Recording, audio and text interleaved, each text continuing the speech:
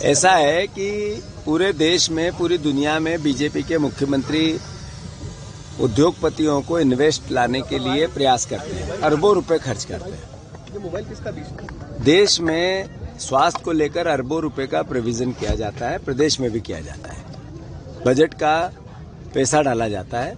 हमारे यहाँ पर्यावरण को लेकर पोल्यूशन बोर्ड बने हुए हैं देश में और प्रदेश में।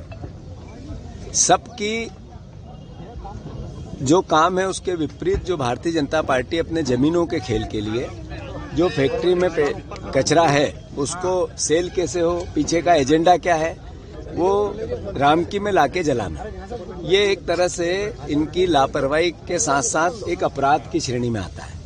ये इसलिए अपराध की श्रेणी में आता है कि एक तरफ तो आप कचरा लाके जला रहे हैं, जिन लोगों ने जमीन दी उनके बच्चों को और उनकी पीढ़ियों का भविष्य खराब कर रहे हैं, जिसके कारण आज पीथमपुर बना। जो पूरी देश के लोग यहाँ आए काम कर रहे हैं, उनके भविष्य और उनके स्वास्थ्य के साथ खिलवाड़ कर रहे हैं। आज यहाँ से जब रिसाव होता है तो इसकी परिधि 100 किलोमीटर होती है और मेरे ख्याल है यशवंत सागर की अगर यहाँ से किलोमीटर से हम गणना करें तो 50 किलोमीटर भी नहीं होगा। तो यहाँ का रिसाव यशवंत सागर जाएगा, जो सबसे शुद्ध शहर है हमारा, सबसे स्वच्छ शहर है इंदौर शहर, जो मध्य भारत का सबसे बड़ा शहर है। उसमें भी कैंसर फैलाने की एक तरह से रणनीतिक हिस्सा माना जाए इसको, तो मैं मानता हूँ पंजाब के बाद सबसे ज्यादा कैंसर के मरीज भी यही हैं। तो ये सरकार की लापरवाही या सरकार की हठधर्मिता है, सरकार का अंधापन नहीं है तो क्या है। मैं मानता हूँ ये फिर से जो कांग्रेस पार्टी का आयोजन है राजनीतिक नहीं है, ये पीथमपुर की अस्मिता का आंदोलन है और इसको कांग्रेस बीजेपी से ऊपर लेना चाहिए। मैं धन्यवाद देता हूं यहाँ की नगर परिषद को, पंचायत को। मैं सारे जो यहाँ पॉलिटिकल विधायकगण हैं उनको भी धन्यवाद देता हूं कि उन्होंने अपनी गंभीरता को समझा, मुझसे बात की और मेरा भी दायित्व था मुझे यहाँ आना। मुद्दा छोटा नहीं है, ये कई लोगों की जान का मुद्दा है, कई परिवार के, लाखों परिवार के मैं समझता हूं कि स्वास्थ्य का मुद्दा है। और उस पर अगर कांग्रेस पार्टी एक राजनीतिक दल के साथ साथ इस देश के नागरिकों की पार्टी है, वो नहीं बोले तो कौन बोले। तो मैं फिर से हम इसका विरोध करते हैं, सरकार इसमें चेते। ये लड़ाई एक दिन की नहीं है, एक धरने की नहीं है, ये लड़ाई आगे भी बढ़ेगी। और मैं मानता हूं कि हम चेताना चाहते हैं कि इसका और कोई सब्स्टिट्यूशन ढूंढे, कोई और भी प्लानिंग सरकार को करनी चाहिए। 126 करोड़ रुपए दे दिए, जला दो, थोड़ा बच जाएगा, थोड़ा ये होगा, बात पे के स्वास्थ्य से खेलेंगे इसकी है।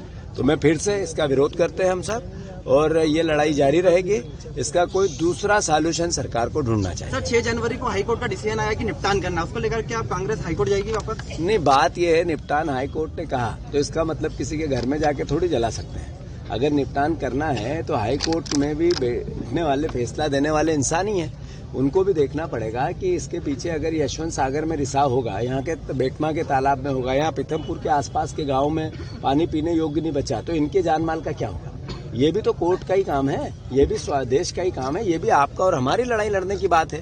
तो कोर्ट क्या कहता है वो अपनी जगह है, पर सरकार का दायित्व क्या है वो अपनी जगह है, तो सरकार दायित्व निभाए। सर इस मामले में कैलाश विजयवर्गीय जैसे नेता भी चुप्पी साधे बैठे हुए हैं, आप क्या कहेंगे? ऐसा है, कैलाश विजयवर्गीय जी को इन सब चीजों से कोई ज्यादा लेना देना होता नहीं।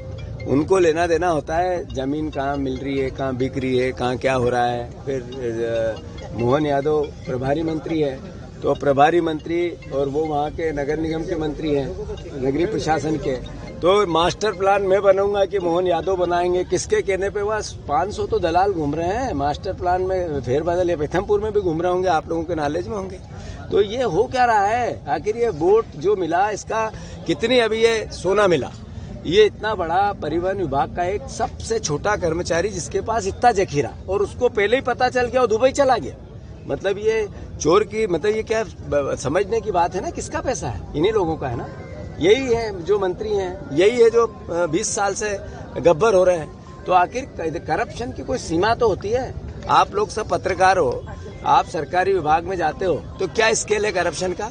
50 यही एसडीएम और कल तहसीलदार आया, अगर एक आदमी या बता दो बिना पैसे से इनने काम किया हो तो आखिर क्यों बन गया ऐसा?